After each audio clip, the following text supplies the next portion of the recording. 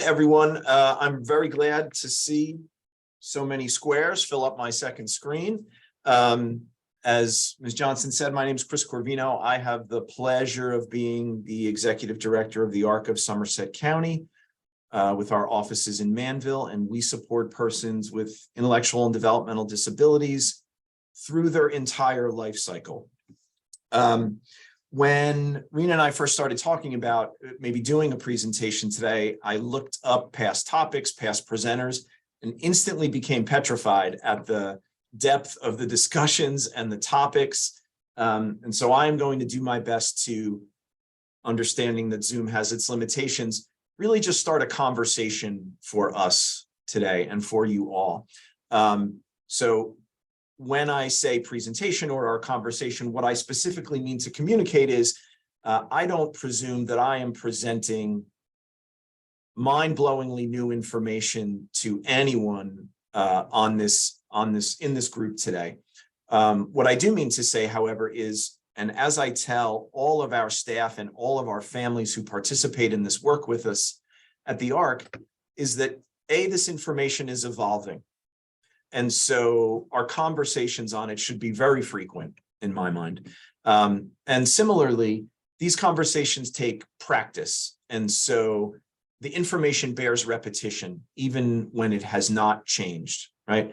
I am a firm believer that sensitivity towards these issues and using these issues smartly within our organizations and within our service provision requires muscle memory, and as such requires practice, right? Because these considerations may or may not be present in our everyday lives or even in our everyday professional lives, okay? So it's really through that lens that I'm gonna have this conversation with everyone today, and I hope that it is helpful. So I'm just going to leave this up here today while I say that, the topics we are gonna touch on are all very tricky, and they are changing underneath our feet, and they have buzzwords and sensitivities surrounding them and issues of ownership that I think are still revealing themselves, okay? And so particularly when we use phrases such as, or I use phrases such as neurodiversity, intellectual and developmental disabilities, disability, culture, trauma, these are very loaded words. And for many of them, I am not necessarily, and we'll talk more about this in a moment, a member of a particular community that has ownership over the decisions around those words. And I really mean this beyond just semantics, right? So long way around of saying, when we get to questions and answers, if I have stepped into territory that is bothersome to someone, let me know. I do mean to put these words out there merely as a matter of convenience for our understanding. And then as you choose to work with them back with your population in your settings is of course yours, okay? In particular, let me just lean on early here. It is my opinion, and it's merely opinion, that the phrase IDD, which is in my field, the current moment's accepted shorthand for intellectual and developmental disabilities, I believe we will see in our careers that phrase go away in terms of its widespread use, in terms of its popularity, particularly as we start to see more and more the phrase neurodiversity, and as the neurotypical world comes to terms with what that means and can mean and will mean into the future. My sense is, as we have seen other words disappear, hopefully, from our language, legal and casual, around the community of people that I'm going to speak about today, that ultimately we see that phrase disappear. I could be wrong, but I doubt it, okay? So these are our topics. Right after I became very nervous at the prospect of giving this presentation, I decided to make it very challenging for myself and talk about these three areas of advocacy, self-advocacy, neurodiversity, and some of the barriers that at least my service environment can present to providing service to this community, right, in an enlightened way. In my mind, it is difficult to talk about being a sensitive and smartly positioned service provider of any sort without raising all of these subjects often at once because they do intersect, okay? Maybe not every moment for every person, for every issue, but largely speaking, I think this is one entire conversation that between at least myself, my staff members, the families I support, we traffic in together quite a bit, okay?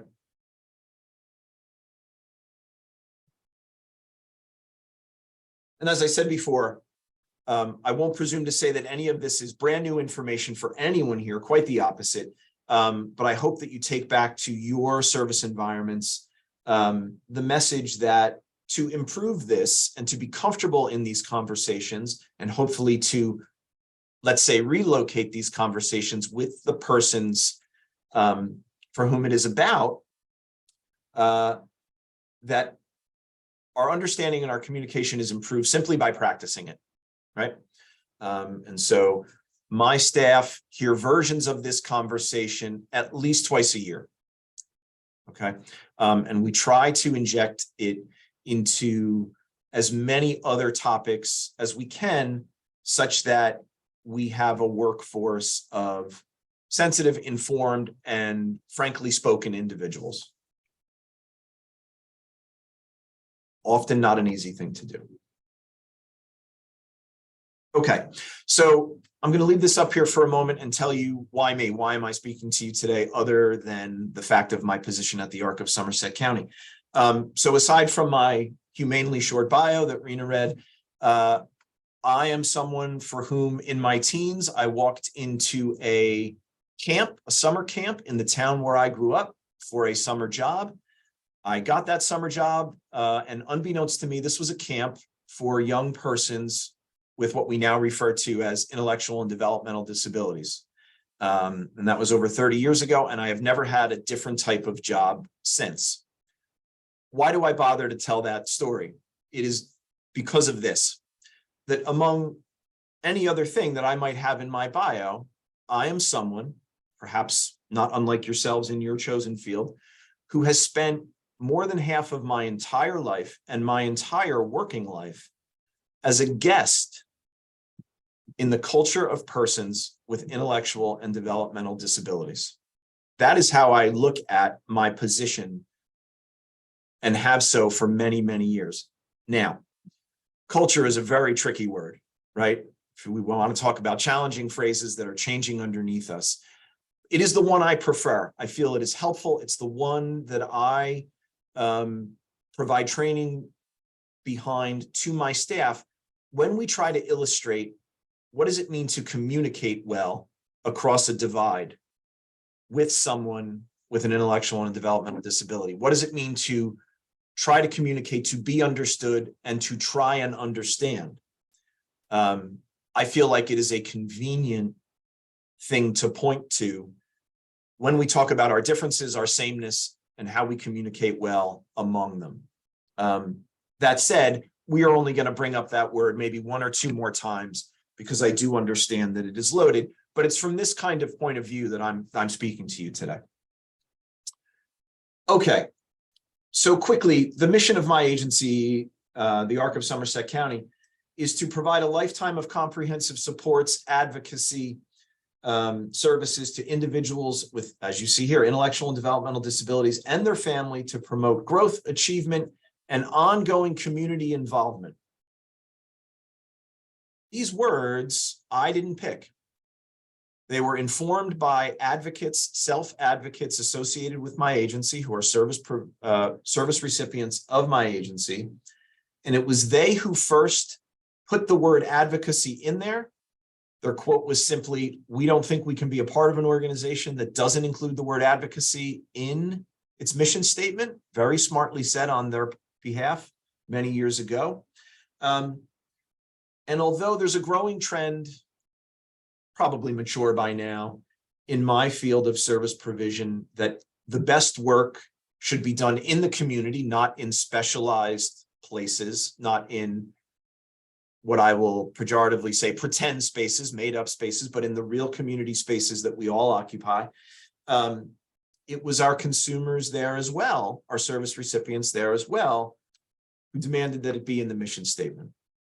Now, For lots of providers like myself, like you all, depending upon what service it is you are doing, being set in the community, that is to say, not in a specialized space, working with ideas like advocacy and trying to foster independence or at least interdependence rather than dependence in the persons who look for our services.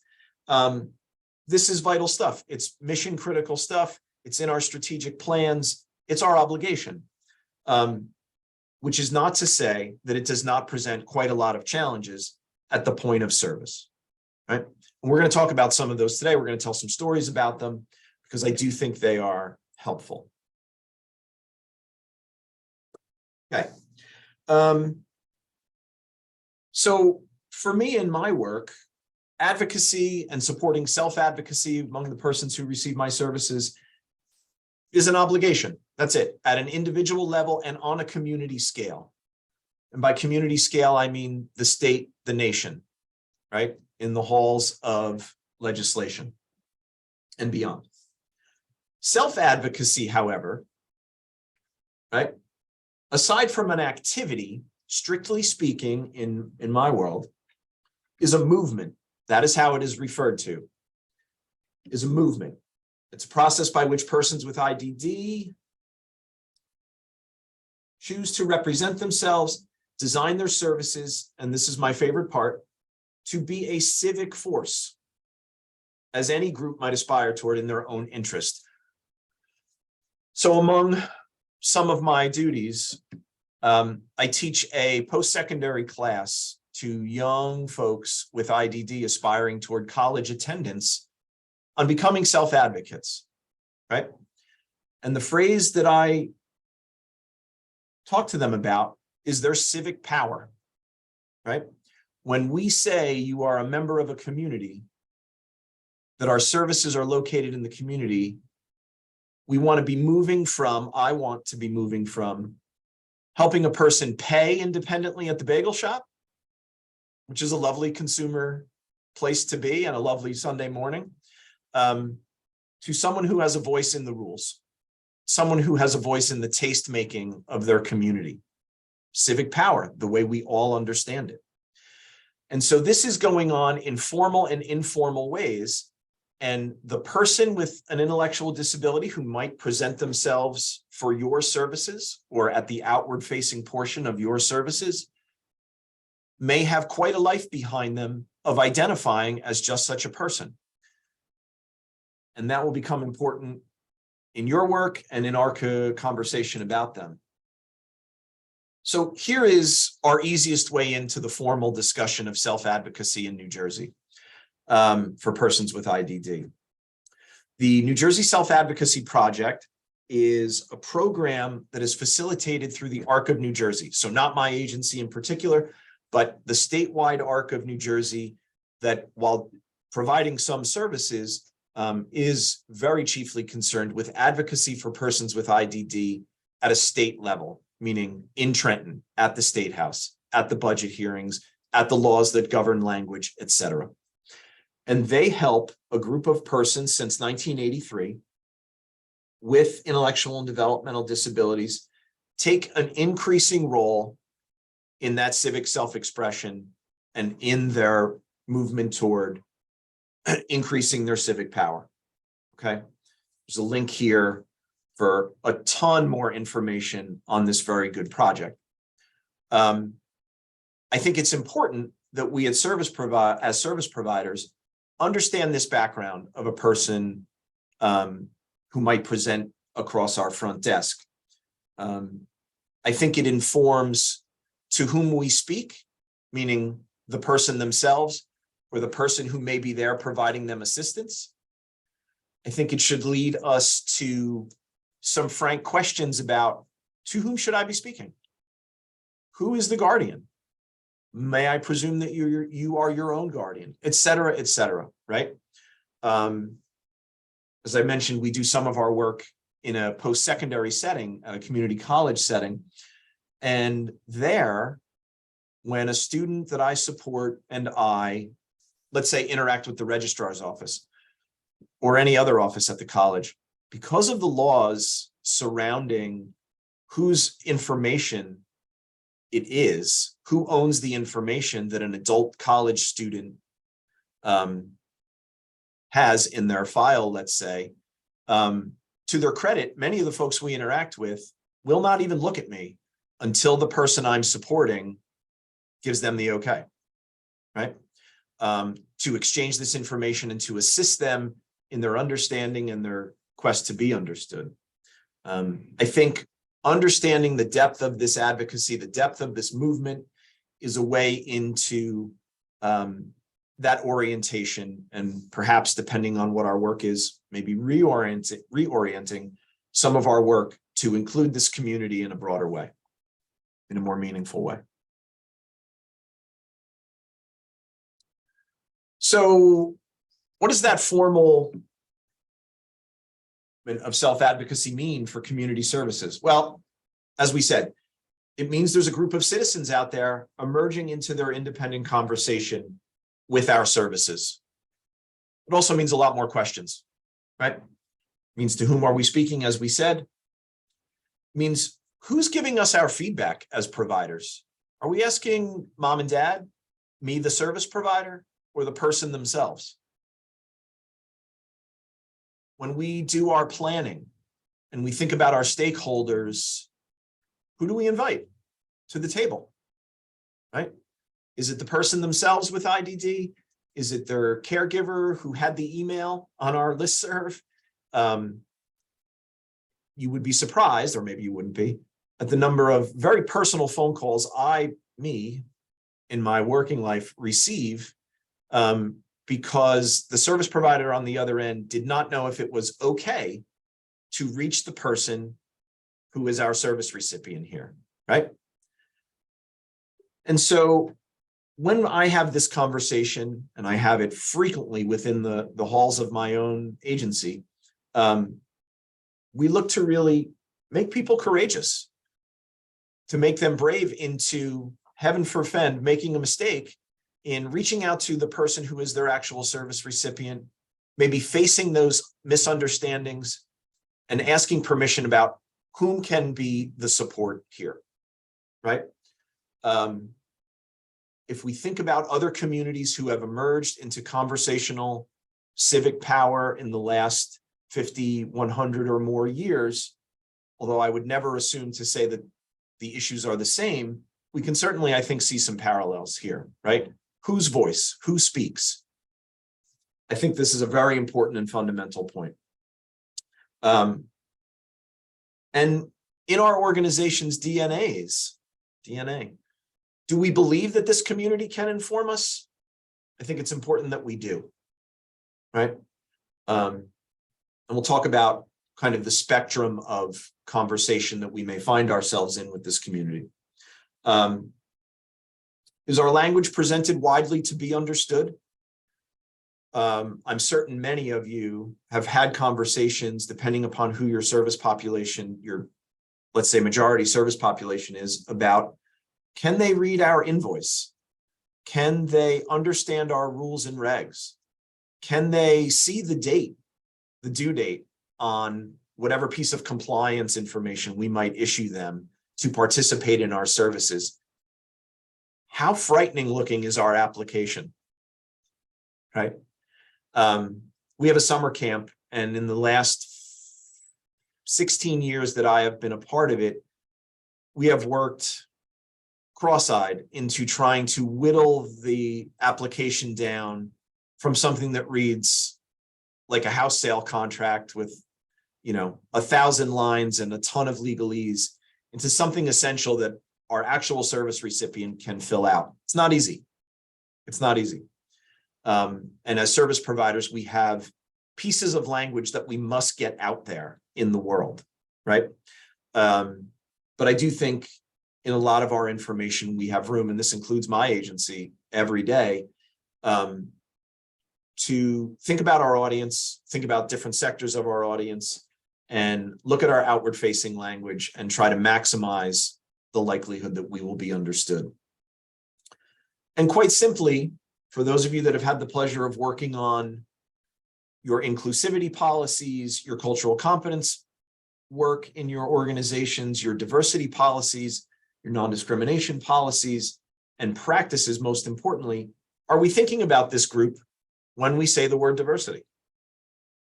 Do we mean them as well, right? At the Arc of Somerset County, we often find ourselves saying, but do we also mean diversity of understanding, diversity of communicative ability, diversity of thought process, right? And as I'm sure we all know, these are big dragons to slay, right? These are very hard things to make universal. This is a pitch from me, a guest in that culture, and as an advocate by trade, to think about this group when we think of diversity and what that means to our outward face as service providers. Now, organized self-advocacy, as we just looked at, that really means good news here for this hard work that we might endeavor to do. And that good news, before I move on, is that next year, when this topic comes up again, I won't be and shouldn't be the presenter, right? If Ms. Johnson has the displeasure of calling me, I'm going to say, let us call together the New Jersey Self-Advocacy Project, and let's get the advocates here. Let's hear from them, right? It is always entertaining, enjoyable, and quite informative. In the past year, I have presented to primarily hospital organizations and library systems, thinking about this group of, for them, their customer base, right?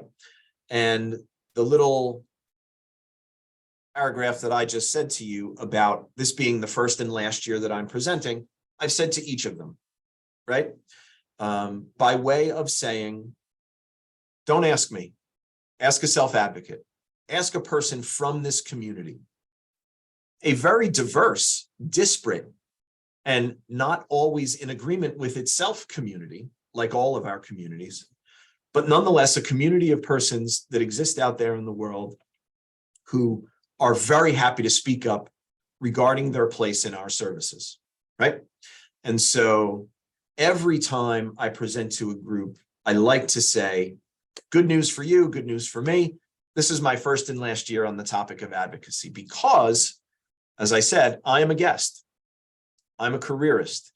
As I jokingly tell some of my friend service recipients, I'm the hired help, right?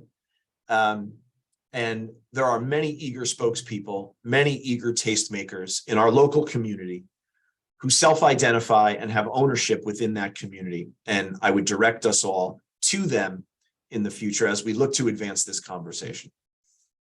Okay. We're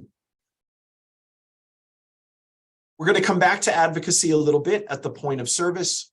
Let's get through our second and equally, if not utterly daunting topic of neurodiversity, of which, again, I get the ease in conversation of begging out because other than being colorblind and fidgety, I cannot really claim this as a designation for myself, right?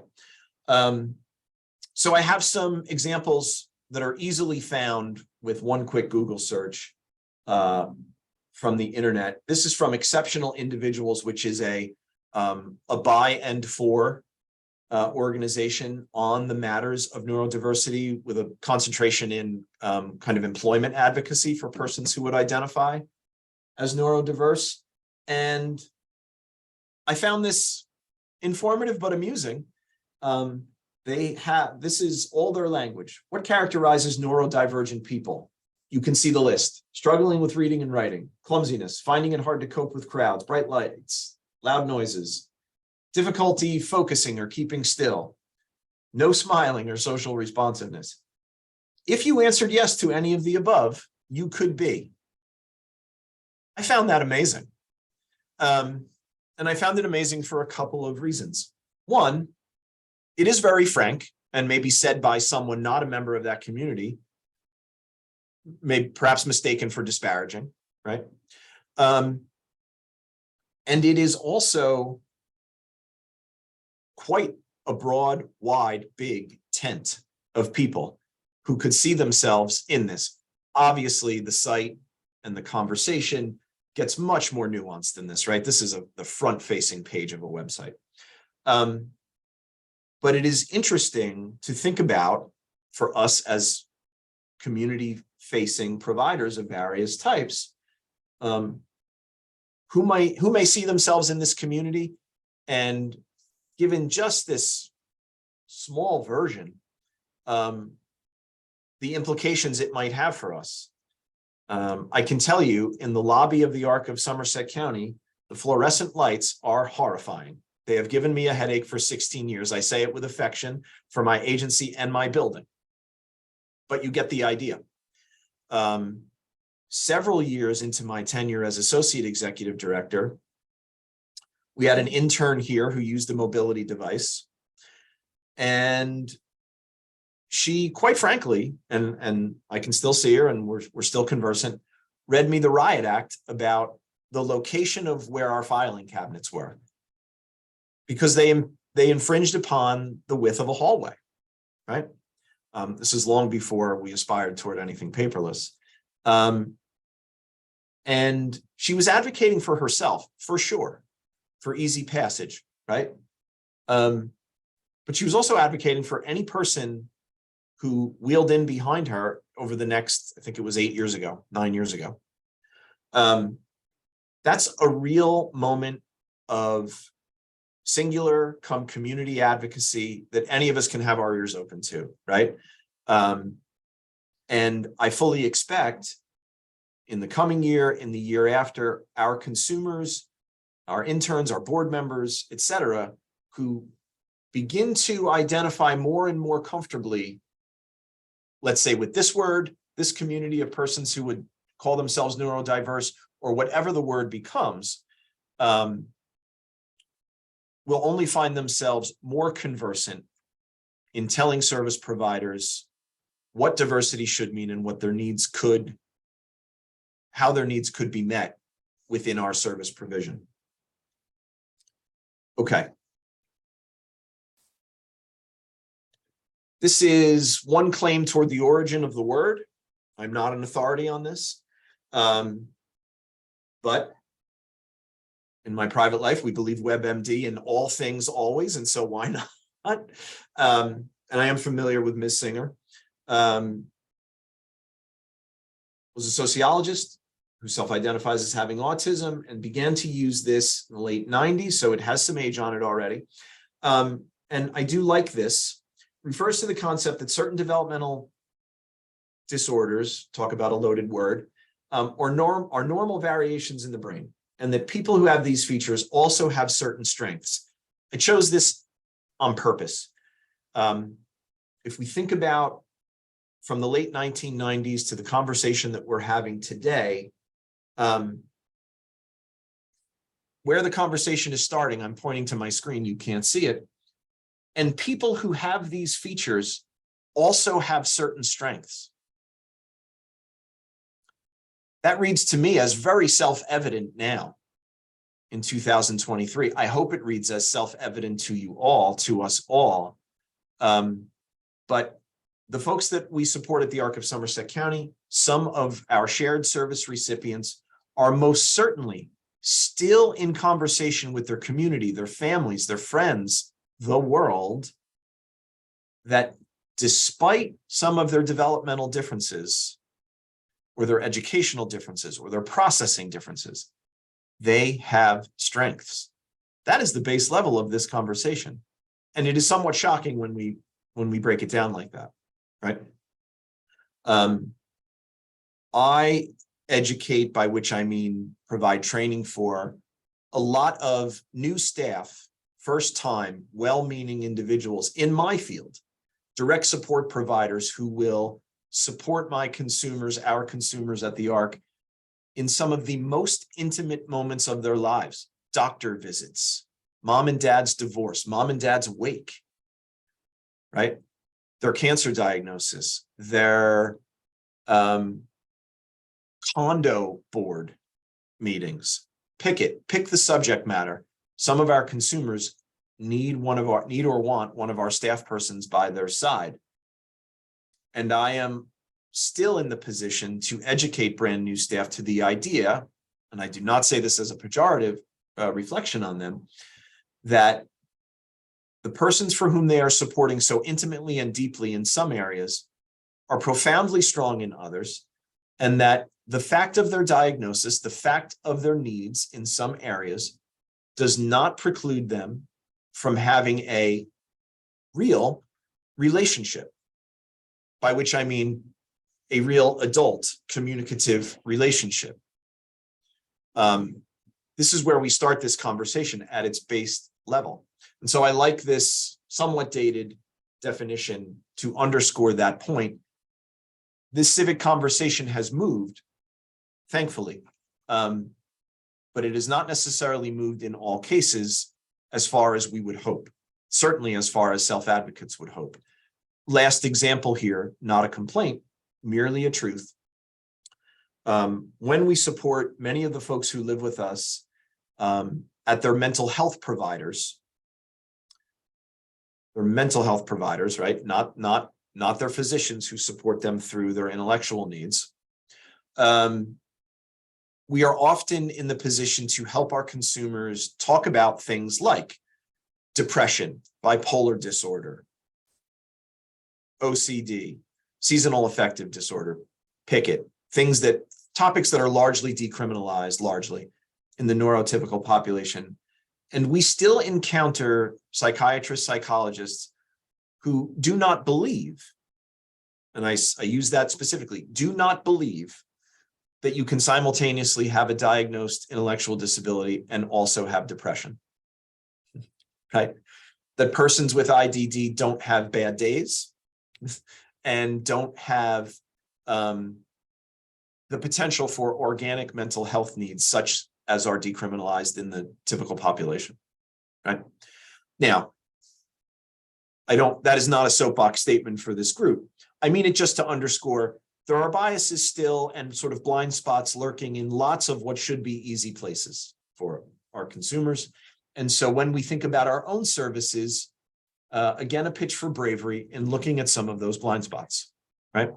Next year, when an advocate themselves is here speaking to us all, and I'll be a very happy audience member on that day, I bet we will have, among other things, a litany of these stories, right? Some successful and some still in progress, but we traffic in these stories a lot. Okay.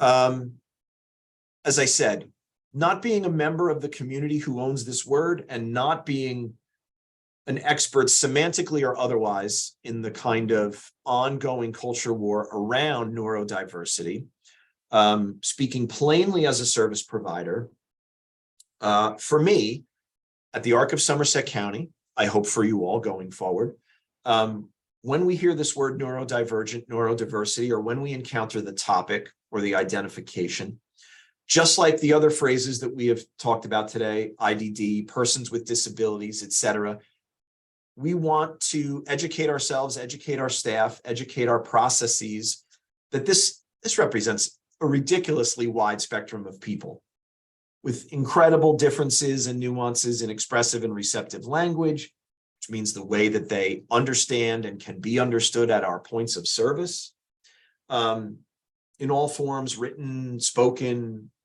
body language, ASL, picket, and the ease with which they adhere to the social agreements that we might take for granted at the point of our outward-facing services. Okay. Particularly when it comes to things whereby we expect a certain pattern of behavior when interacting with our services and things that we would often think of as skills, right? So something really simple, this comes up in my agency's work every day, I promise, is the idea of time, right? Please do this by, or compliance is required by, or such and such a date is, right? We can express a date, as I look at in horror every time I try to use Excel, in 100 different ways. And I promise you the list of ways that a date a due date in particular is understood by many of our audience members, by many of our service recipients or potential service recipients, that the list per person is short and incredibly varied. We won't get it right for everybody, I promise. But what we have done, at least here at the ARC, and I don't take credit for this, is again, whittled down expressions of date, of time, of compliance into language that, quite frankly, for some of us might feel silly to put on an invoice or an information request letter or an application. But they have proven to be wildly successful, particularly for the community of persons in my world with intellectual disabilities who live independently in the community with barely any, if any, service support. Okay, I will talk about this group and who they are and what that looks like in a minute. But for persons whom, and I've been informed of this word from many of our service recipients, who might otherwise pass as neurotypical, who live independently on their own with difficulty,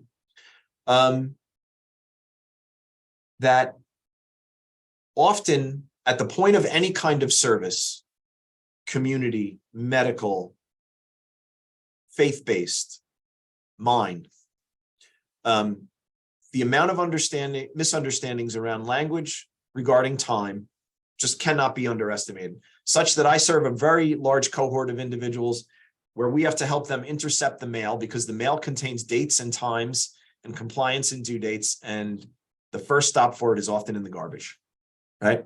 Which is a sentiment I am sympathetic to in my own life. Again, bad news here. I am certainly not offering a magic bullet solution to any of us. What I'm offering is that this is an okay conversation to take back to our organizations and have with our stakeholders and ask frankly what can and cannot be understood, right? A phrase that we use just ad nauseum here at the ARC in my work is a diagnosis is also not a personality. So there is not, despite the example we looked at from exceptionalpeople.com, there is no one person with autism personality. There is no one person who communicates with ASL personality. We understand this in our lives among the very large 10 of people who we might consider neurotypical. It extends with perfect aplomb into the community of folks who would identify as neurodivergent, right? What does that mean? It means we will meet lovely people, rude people, people who will not disclose to us what their needs actually are until the point of crisis, people who will over-disclose everything to us beyond what our HIPAA and HR departments would want us to hear, right? Quite simply, it is a person. That's it, end of, across our outward-facing desks and documents. And so, again, a pitch. Our policies, our staff training, our outward face, our language practices, they can be better. And that includes the ARC of Somerset County. Every 6 months, we drag this out into the fore and look at the feedback we've received. And some of it is hard.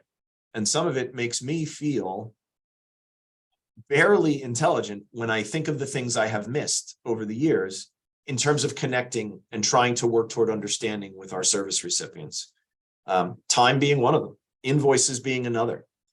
The idea of compliance, period, and what it means for someone with an intellectual disability versus, let's say, someone without, is incredibly nuanced and leads to things like system aversion and turning away from help when it is offered. And these are and can be incredibly challenging conversations to initiate and then amend when things go wrong, right?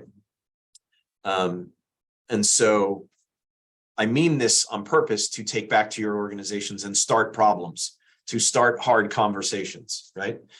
I would hate to be the only one having them. Okay. So really simply, and boy, I tread lightly on this slide. I even thought about not writing it. This is all speculation and merely food for thought for us to take back in conversation with our planning committees, our staff, our stakeholders. Do we see parallels in these phrases that we've talked about with regard to self-advocacy, with regard to neurodiversity? And do we see a future where, after, as a world, I hope we dispense with the idea of our comfort or discomfort with cultural competency and we become so expert at it? Do we see a world where we talk about neurocompetency, where we think about our shared spaces, our shared conversations, and how broad the level of understanding, receptive, and expressive is? We think nothing around the county, I hope around the world, of thinking about aspiring our services toward being trauma-informed. Is there a future whereby we think about neuroinformation in the same way? I don't know. These are aspirant thoughts of mine. Minimally today, and again, what I occupy ourselves with here at the Arc of Somerset County, and sometimes with other service providers when asked for assistance, is simply barrier reduction to accessing our services at all points, right? That is a minimally offensive phrase, I think, and minimally loaded and mission critical for all of us who would open our doors to the public. And I think it's a very humane way to begin these conversations in support of this group of our stakeholders at our own shops. So I am told, after over many years, by my consumers and by folks on a national level who identify as advocates, that storytelling is a really important part of information exchange for them, right?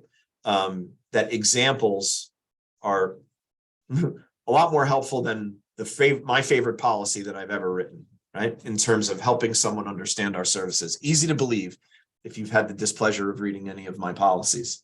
So I'm going to tell you some of these stories. These are real.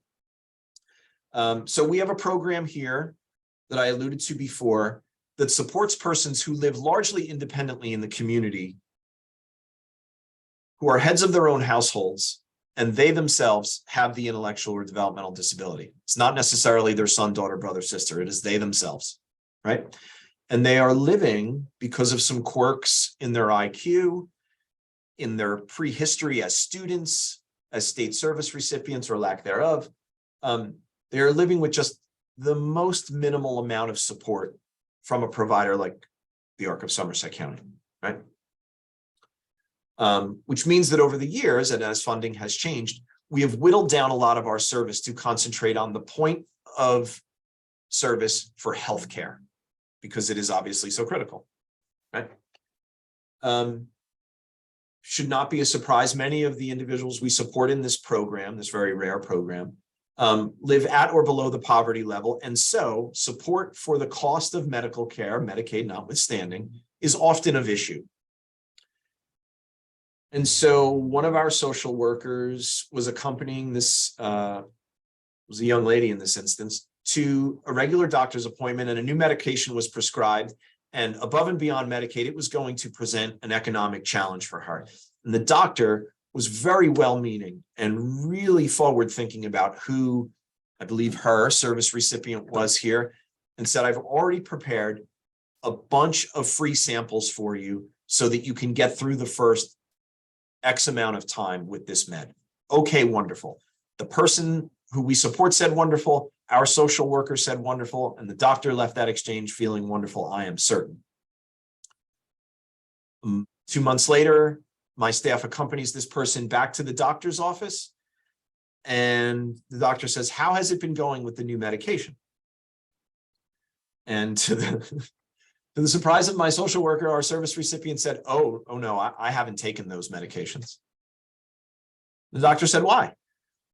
And she said, well, you gave me samples, and I don't want to sample just one of this one and one of that one and one of the other one. I want to save up and take the exact medication that you said I should take. samples. She thought they were all different. She thought they were different samples. They thought that the word meant you can sample one of this type, one of the other type, one of the other type, one of the other type. Nobody's fault. This is a simple semantic thing, right? Now I have a social worker who checks for understanding at the point of free samples every time she accompanies someone to a doctor's appointment, every time, right? And no kidding, it has upped med, I don't love the word, but this is what we say, med compliance in many of her families who would otherwise be walking with shopping bags full of samples left untaken, right? Another example, another moment where what our social agreements for our services are may tolerate some adjustment in hopes of casting a bigger net for this community. I received a call from a county program, one I think super highly of, that provides just a ton of service to the population I support and others. And the young man in this case was attending this program, a rec program, and staying in his wheelchair, obviously, and not doing anything observable by anyone there, right? And the program was concerned, quite frankly. Were they meeting this young man's needs? Were they offending the unduplicated beneficiaries of, I'm certain, whatever grant was behind funding the program? And was their integrity of their participants in jeopardy as a result? And mom, in this case, had to do quite a lot of lobbying with me, very lightly, to describe what participation looked like and meant for her son, which was quite passive, incredibly passive. That is to say, nearly nothing observable by someone not intimately known to him, right? Now, we have a problem here, even in trying to fix this with our newly broad understanding. How old is this person? Who's the guardian? And whose word do I take for that? Right? Now, in this case, this was easy. Mom was the guardian. So legally speaking, this program could believe her. Okay? I promise you, if we start to think about this and invite these conversations in, you will have the pleasure, as I do, where mom and dad and child come in and say, what Chris needs and wants is the following: 1, 2, 3, 4, 5. And Chris says, no, I don't. Absolutely not. What I want is to play volleyball. I hate the art program. I don't want to go. And so that leaves me, you in the future, perhaps you already, to find out some things. Who's the guardian? Who does this person identify as the advocate? What is the uncomfortable truth behind someone is their own presumed guardian unless otherwise adjudicated, regardless of the depth of their observable disability? Yikes, right? This makes for some tough conversation at the point of service, okay? They are worth having. They are worth having. What I say in this instance, what I've said to the family that I'm bringing up as a secondary example here is, Mom, Dad, I'm a service provider, and as such, I am obligated to listen to the person who would be my immediate service provider, a service recipient. And it sounds like he wants to play volleyball and does not like art. Now, I have a friend for life in that young man, and an uncomfortable peace with mom and dad, right, as a result. That's the way it goes. That is the right side of this history. I am here to at least advocate for us thinking, right? That's a long story to the point of participation in our services might look very different. Often people are concerned, just like the website example we saw about before, oh, this person can't sit still. They're making noise. They're up and out the door every 5 minutes. They are. Yeah, maybe that's true. As a fidgety person, I'm sympathetic to that. But that is the thing that we see on television and that this community sort of talks toward often. It exists on the other end of the spectrum too, where until we are very well known to this person, or until we know them in such an intimate way, that we cannot observe participation and are taking, ideally there, or perhaps their spokespersons, rightly appointed, word for what the benefit is of their participation in our programs. This comes up a lot in rec provision. It comes up a lot in talk therapy provision. It comes up in places where doing in a usual way would seem to be required, right? So a small piece of encouragement for us to think about the margins and the boundaries of what our service provision participation looks like. Okay, let's talk about behavioral expectations. This is the one that comes up always and forever. This is the one that rings my phone more than any other. My son, daughter, brother, sister, niece, nephew is hoping to participate in, and the service provider, the environment, or me is worried about behavior. Now, behavior is a non-judgmental word. We mean anything by behavior. Breathing is a behavior. Blinking is a behavior. We don't mean that. We mean bad behavior. That's what's meant when that comes up. Let's tell the truth. And so we are talking about the concern over behaviors that don't jive with the social agreement of the environment that we are getting into. My agency runs a college program on the campus of RVCC. College campuses are very challenging social environments for anybody that has had the pleasure. I am very happy to have graduated. And what I tell our incoming students at the point of interview, what I tell mom and dad, if the student has included them in the conversation, is the behavioral expectation here is that you can navigate this place socially safe, which does not necessarily mean socially successful, right? Social safety is different than social success, okay? Social success is, can we make new friends? I'm mystified by that skill as an adult anyway. Can we communicate easily with people whom we barely know? Can we mix with a group of 20 plus in an extracurricular activity when we haven't had formal introductions? That's where we measure our social success. Social safety is quite another matter, right? This includes our social abilities, capabilities, habits, and practices, quite frankly, not getting us into trouble, right? These are two different things, and we spell them out very clearly ahead of time for people. The student code of conduct that Raritan Valley Community College uses for anyone coming in is the same one that we use. There are no differing expectations because the environment cannot tolerate them. For safety. For success, our students stand whatever chance of social success that all the thousands of students walking on that campus enjoy or suffer under. That's the good and bad news, right? With or without support as they choose it, those odds get better, right?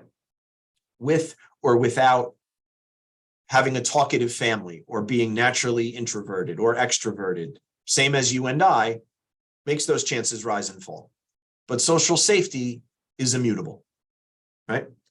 And so while the environment can't change, our expression to the person with regard to the expectations can be better, I think, right? Can be better, I think. When I have this conversation, and I bring this up because some of you may be playing host to or looking to include among your services, playing host to people in groups that might include persons for whom a behavioral profile is in the conversation. We we say such things as, how's Chris's behavior? Oh, Chris is great. Well, when is Chris great? With my support person at my elbow? With mom and dad specifically there, or often specifically not there, right? When do the presence or absence of those things make me unduly, not part of my diagnosis, but me as a person, unduly nervous, fidgety, performative, good or bad adjectives, a list a mile long.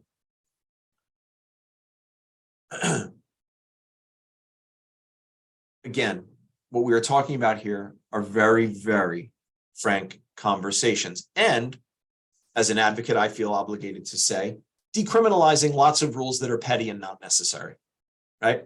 So here's the example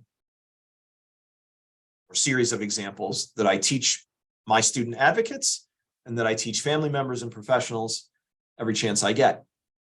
I used to work under the supervision of a PhD in this field, wildly brilliant gentleman who took full advantage of having a PhD in a position of authority and was, as we love to say, extremely quirky, right? Including the habit of rarely looking at you, the audience, or me, the person, in conversation in favor of doodling on a pad, right? Now, I can easily tell this person was very invested in the conversation, did not give me short shrift by virtue of this doodling. However, those who did not know him, he exercised a very elegant piece of civic power, circling back to advocacy. And that was, he chose to tell people this up front.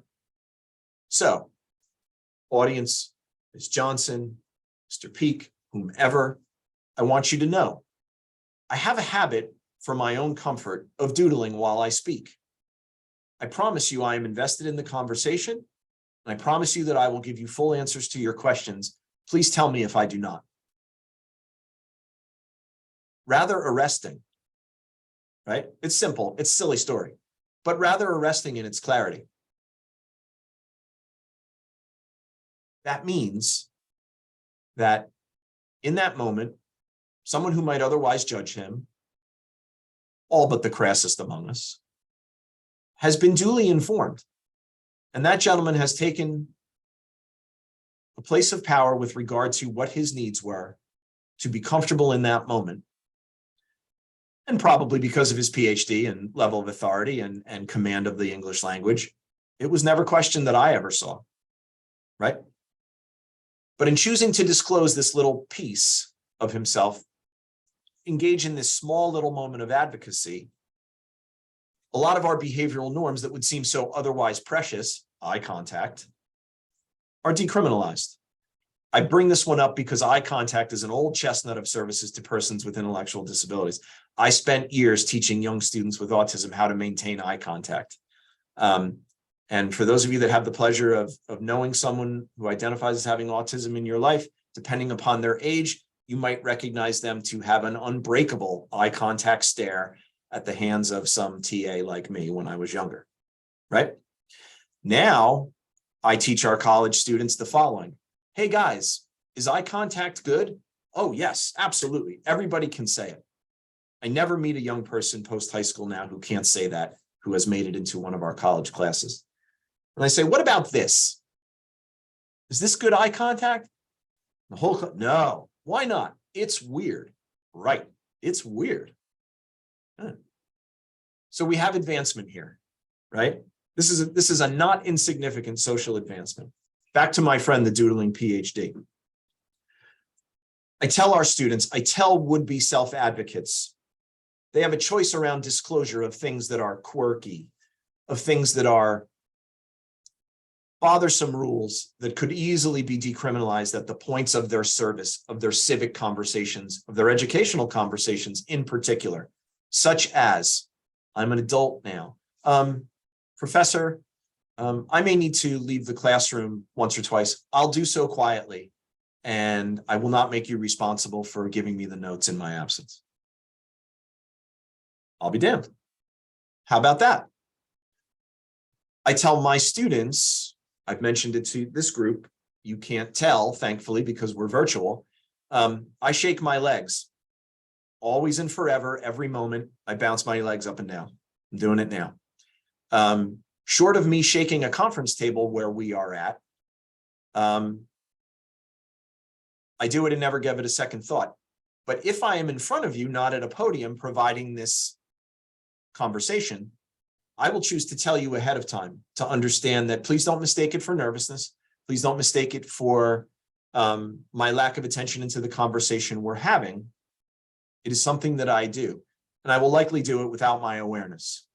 But you have my full attention, and I will try to give this topic my full command, right? Again, these are small things. The doodling, my leg shaking, these are not the same as the barriers that someone with an intellectual disability would have to overcome and convince their audience of. But they are places that point to where can we decriminalize the social expectations with regard to receiving our services such that we have a broader tent, a bigger tent. Leaving the room quietly is not a big deal. Leaving a college class that's an hour and 50 minutes, sometimes with a 10-minute break, sometimes not, twice is not a big deal. Doing it 15 times is a big deal.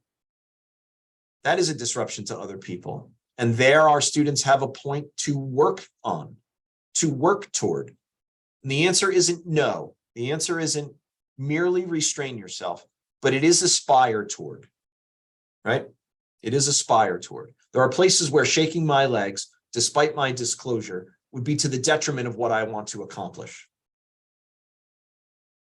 That's simple. I realize it takes a lot to extrapolate from those small examples to the depth of our services and our outward face to this very broad community. But this is where I choose to start the conversation, both with our advocates who will be your customers in the future, and also with our staff who hopefully, when there is need, will be by their side supporting them at the points of your service. Long way around to say, I think our environments can be more accommodating to things that are merely social convention and not must-do necessity to receive our services actively and well. Your offices, your spaces, the vulnerability of your other service recipients may dictate otherwise. And there I would revert to a very frank conversation with your stakeholders. Okay. Last one. This sort of gets at the entire conversation here. Same social worker from the free samples, supporting someone at the Steeplechase Cancer Center post a very devastating diagnosis. This woman who was fiercely independent accepted our help begrudgingly. I miss her. Had gaps in what her self-knowledge was, and they were stark. So as I have on the slide, she didn't know her date of birth, but she knew her address. And she definitely knew if she was in pain and should be believed like anyone else presenting at that desk. But this presented a unique problem when she appears at the front desk with our social worker as her support, not her guardian, certainly not her mom or dad, and herself navigating when she should open her mouth on behalf of or not, right? This conversation, admittedly, to get in and out of registration and assistance with pain probably took thrice as long as it might for you or I. That's the truth. I wouldn't lie about it. But the person behind the desk, date of birth, my service recipient, I don't know. Person behind the desk turned to our social worker and said, "What's her date of birth?" That was an offense to the person for whom we were providing service. Why? Because she didn't ask permission. Can I speak to this person about you? Didn't matter that my service recipient didn't know her date of birth. You don't get to ask somebody else about it until you ask me, until you go through me. It's mildly amusing, and she and I, before she left us, before she passed, we joked about this over her what was her last wish, which was a last beer. We laughed about this story. Now we get to address. What's your address? Does she know her address? I'm over here. I know my address. It's not the person behind the counter's fault, right? It's rare to meet someone who doesn't know their date of birth but knows their address. That might be a one-time moment for the person registering people at the desk at the Steeplechase Cancer Center. No doubt a very competent and learned person. Okay, so we struggle through that. Now we get to the reason for the season, which is my service recipient is in pain. That is what she is wanting to report first and foremost. What can doc do for me to get me out of pain?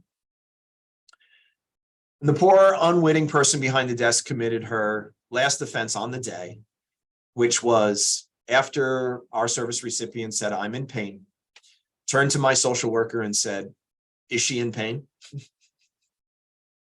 Yeah, I know. I see a couple heads shaking. Look, this young person behind the desk simply just didn't know where the lines of authority were and who to believe. Now, I might have an argument that that is not a compassionate response in a healthcare setting, period. This is not to denigrate the care at Steeplechase, a place that I think very highly of. But this is how quickly these conversations can turn, and we can create aversion to our services, even at a point of extreme need, right? And so easy default. I counsel our staff here on this often. Easy default. No matter what, ask the person. That's it. If that person doesn't have the skill to refer you back and forth, ask. I do it with students all the time. They love it. I shake my head toward mom and dad and I say, can I ask this one? You know, can I talk to this one? Right? They love it. And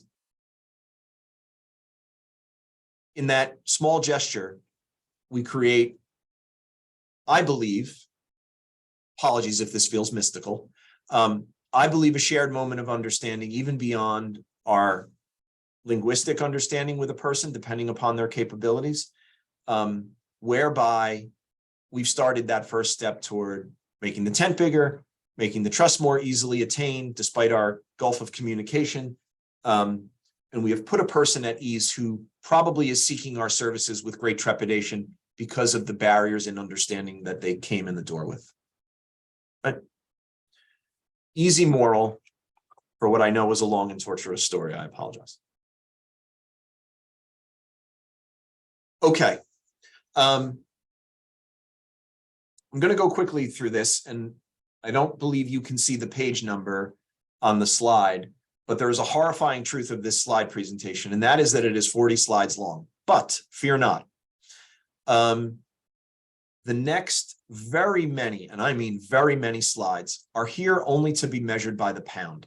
What I mean is, when we talk about service environments reflectively for the arc of Somerset County and the challenges inherent in trying to do our work well,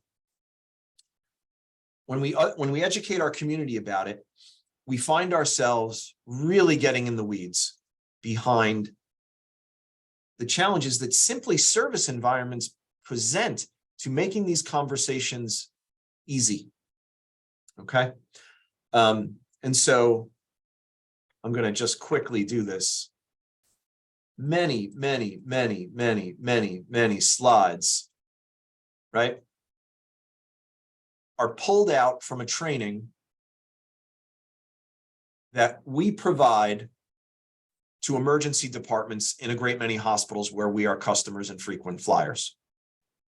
Because presenting at the emergency department for persons with intellectual disabilities and for the staff at the ED who would serve them can just prove unbelievably challenging. I'm sure many of you can imagine or have firsthand familiarity or can extrapolate serving a population of individuals who may have a mental health need or some other communicative difference, right? And so we spend slide after slide after slide after slide educating the good people at emergency departments as to the lifestyle and base level of understanding and communication with their customer who would have an intellectual and developmental disability. In particular, and brings this back into our conversation relevant to today, we talk about the regulations in our service environment and what they demand of our staff, of a supporter of someone with an intellectual disability, and that make it incredibly hard for a hospital to do something as basic as appropriately discharge a patient.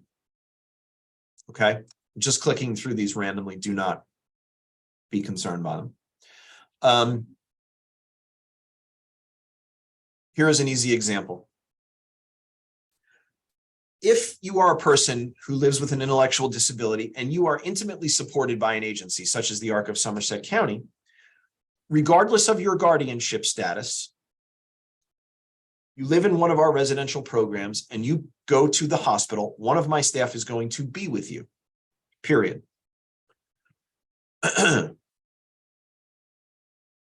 After you've received the service and you are discharged with instructions, you would go back to your residential setting, which we provide, and receive that service via the staff who support you, meaning not your family, and in many cases, not yourself.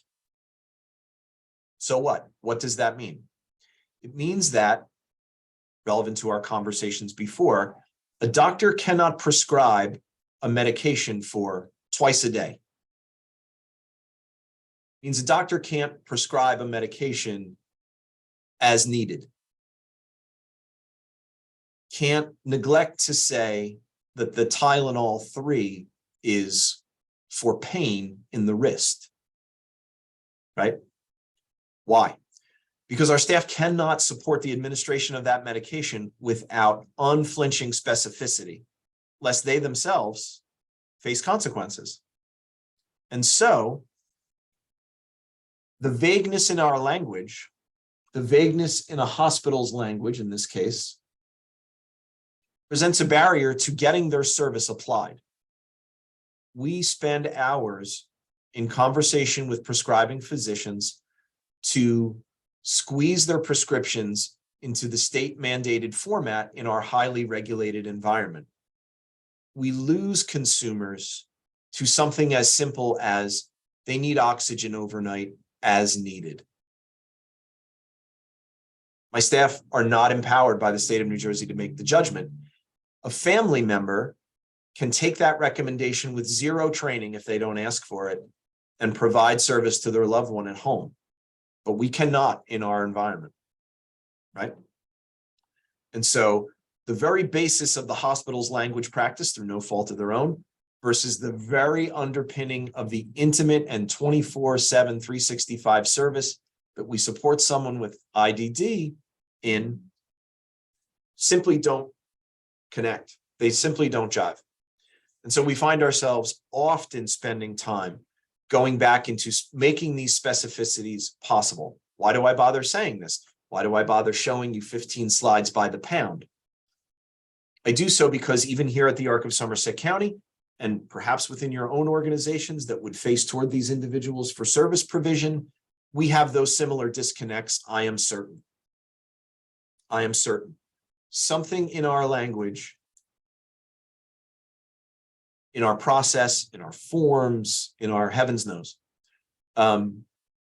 If they pass the test for understanding by the person, perhaps cannot be applied or assisted toward in the service environment that helps them. Now, look, if that person is served by the ARC of Somerset County, easy. You can call me and say, is this okay? And I will answer you, right? But often these service environments are not easy to track down. Right? I have empathy for those of us trying to mesh our services in with the regulations of another intimate service system. Okay. Let me talk about some others.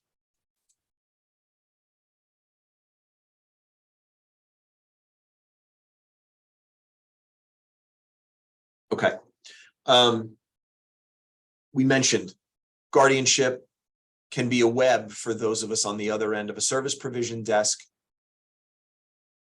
We have to understand to whom we are speaking and who has authority. Our forms, our signature lines will be different and answered differently depending on the circumstance of the person that person lives in. When my staff accompany one of our service recipients to, I'll say, your offices, wherever they are, or to the hospital, which is the audience of these slides originally, they cannot sign for the person in no cases anywhere, right? They can do nothing that would present the appearance as guardianship or bodily authority for that person. If exiting your services requires any exchange of money, even a quarter, my staff are not allowed to assist that individual with an exchange of money. Meaning, if my service recipient is a quarter short, they should not loan it to them, right? That is a financial exchange, which strictly speaking is against the rules and doubly against our ethical code of conduct, right? Believe me, a lot of Friday at 4:45 challenging phone calls are had on the back of that 50-cent loan, be it at Dunkin' Donuts, be it at the doctor's office, be it wherever, right? So if our services imply some kind of exchange of money or authority to pay, we should think this through and know the relationship between the person on the other side of our service and whom their support is, the service system, if any, that surrounds them. As I said, families have all the leeway in the world, but a service environment, let's say like the Arc of Somerset County, or a case manager or an attending social worker, if they are following their ethics appropriately, and it can be hard to do, cannot do quite a lot of things that you might need executed such that your person can appropriately access your services. Okay.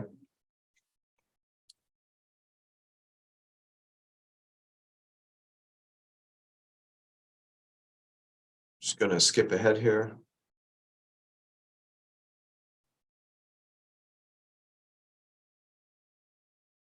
Okay, last. This is a headline grabber, and given our short time, I'll try and pull us into port on it. In the work of a service system such as mine, supporting persons with IDD, there is a law commonly referred to as Danielle's Law, specifically referred to as life-threatening emergency law, or policy law.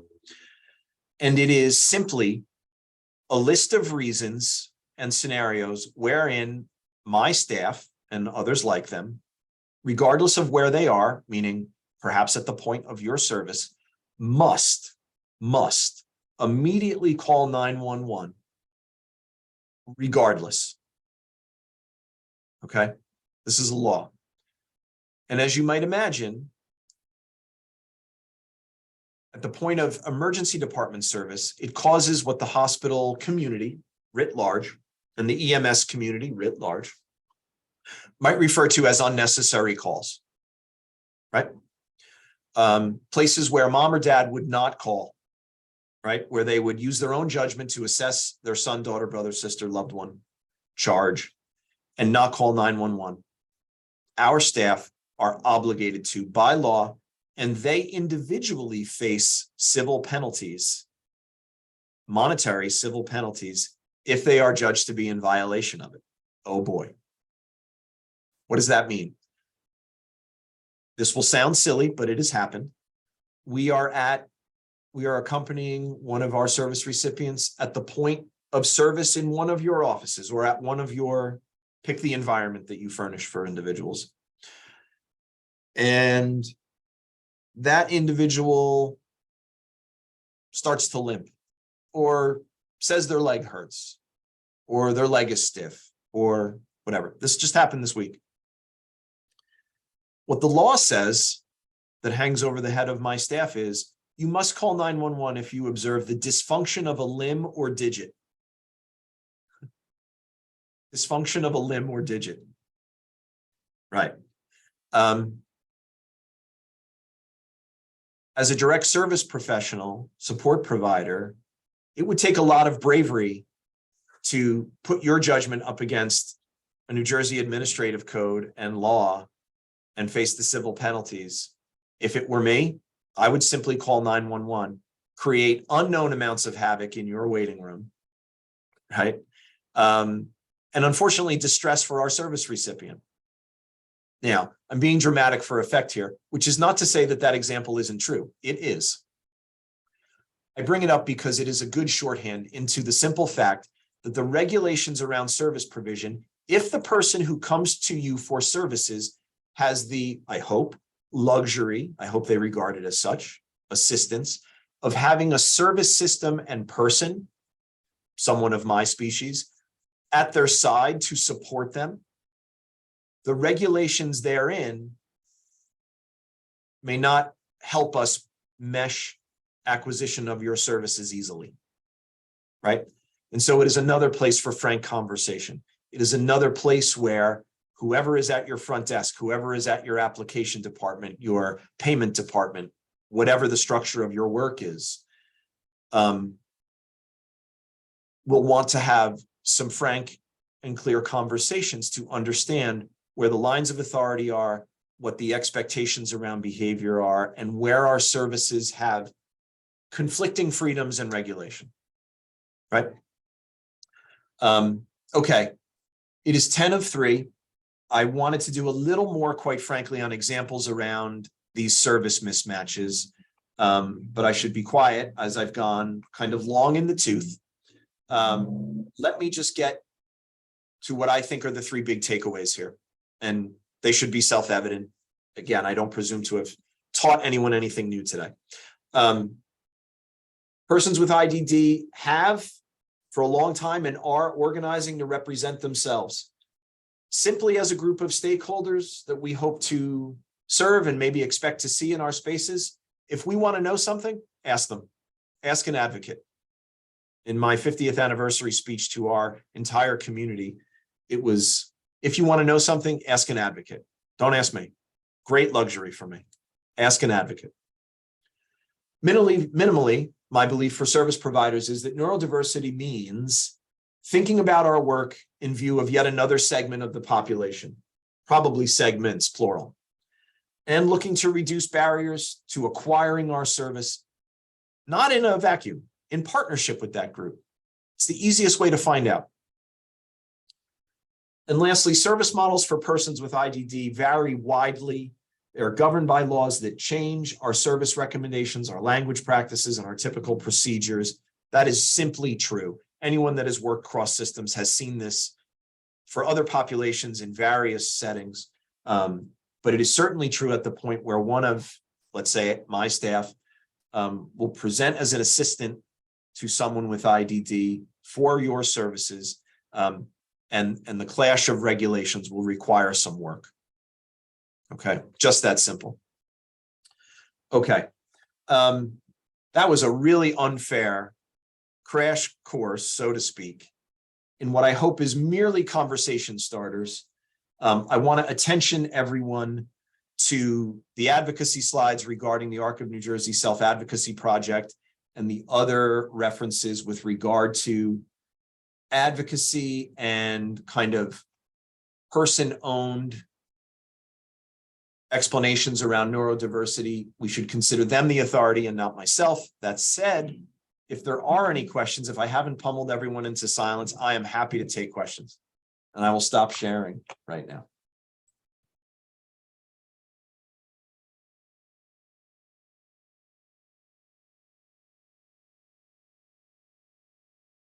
I'm looking at the chat, but I don't know.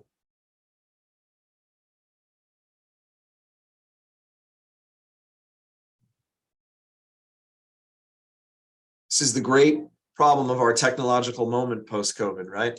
It's easier to have a conversation in person.